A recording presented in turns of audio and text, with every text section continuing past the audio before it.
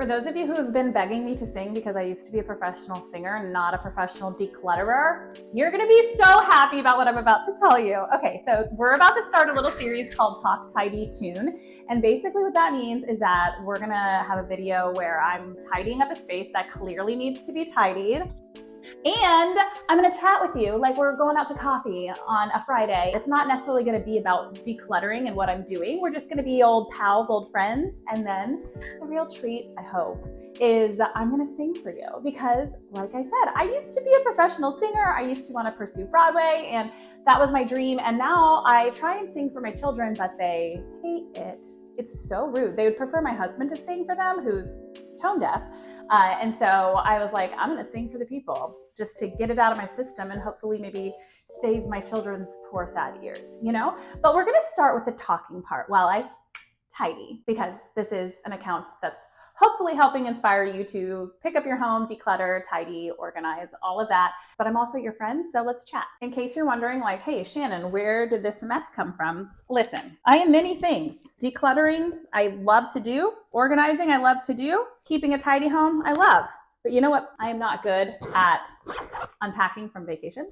And so this is not necessarily vacation, but actually this ties into the theme I wanted to talk to you about today, about hurricanes. So we live in Florida in the Panhandle, and last week we had to evacuate for Hurricane Helene. We are so grateful and so fortunate that we didn't end up having to worry about our house so much. Like, our house was fine, but we did evacuate. And so I packed a quick bag and we like jetted out of here.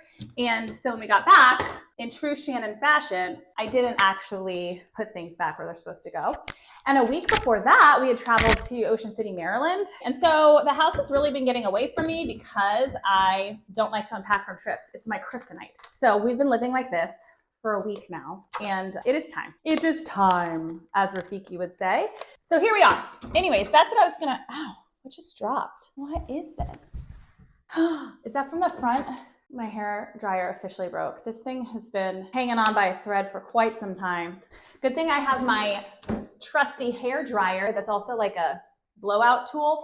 Anyway, so that's what this mess is all about. But yeah, speaking of hurricanes, so we had to go out of town last week. It was pretty scary, and I am just so devastated. Actually, by the time this comes out, the next hurricane, Hurricane Milton, will have hit, and gosh, it does not look good. It really doesn't look good. The Tampa Bay area, they've been getting it. I'm kind of used to hurricanes because why? This was my children, or maybe my husband. No, life is too short. Okay, I need to change that trash can. Oh, I was telling you that I am used to hurricanes because I grew up in Virginia Beach, Virginia. We had a couple big hurricanes back in the day. Hurricane Isabel, I think, was the big one in 2003. I remember, canoeing down the street, like in a canoe on the street where cars are during Hurricane Isabel because it flooded so much.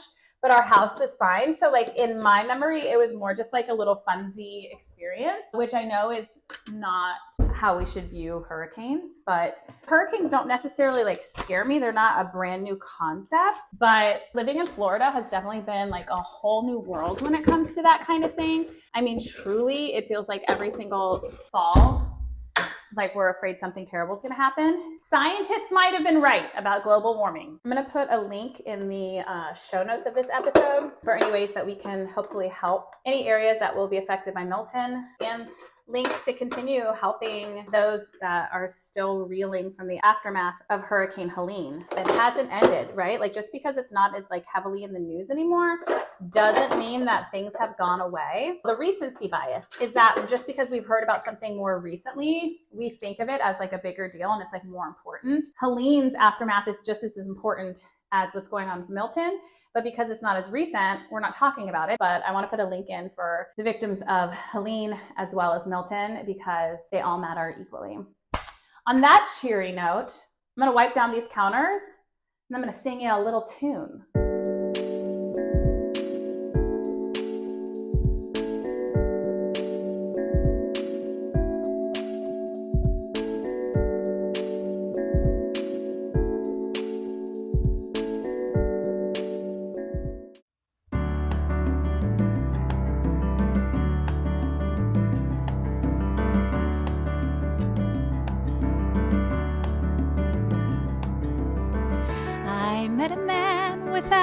dollar to his name, who had no traits of any value but his smile.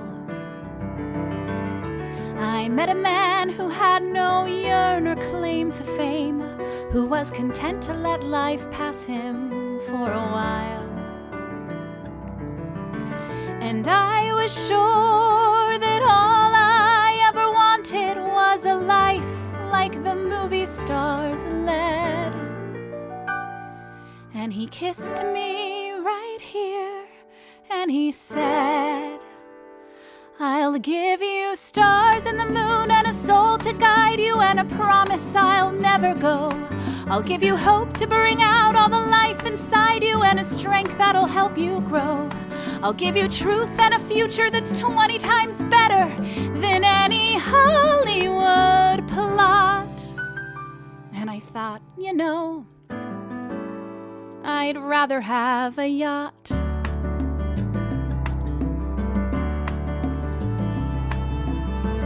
I met a man who lived his life out on the road, who left a wife and kids in Portland on a whim. I met a man whose fire and passion always showed, who asked if I could spare a week to ride with him.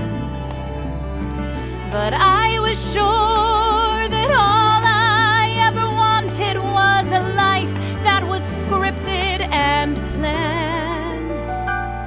And he said, but you don't understand.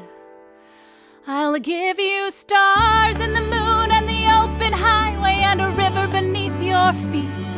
I'll give you days full of dreams if you travel my way and a summer you can't repeat. I'll give you nights full of passion and days of adventure. No strings, just warm summer rain. And I thought, you know, I'd rather have champagne.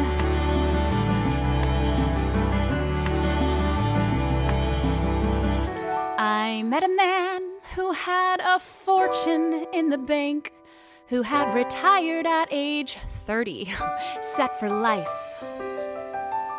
I met a man and didn't know which stars to thank, and then he asked one day if I would be his wife. And I looked up, and all that I could think of was the life I had dreamt I would live. And I said to him, what will you give? I'll give you cars and a townhouse in Turtle Bay and a fur and a diamond ring. And we'll be married in Spain on my yacht today, and we'll honeymoon in Beijing. And you'll meet stars at the parties I throw in my villas in Nice and Paris in June. And I thought, okay. And I took a breath, and I got my yacht. And the years went by, and it never changed, and it never grew, and I never dreamed. And I woke one day, and I looked around, and I thought, my God, I'll never have the moon.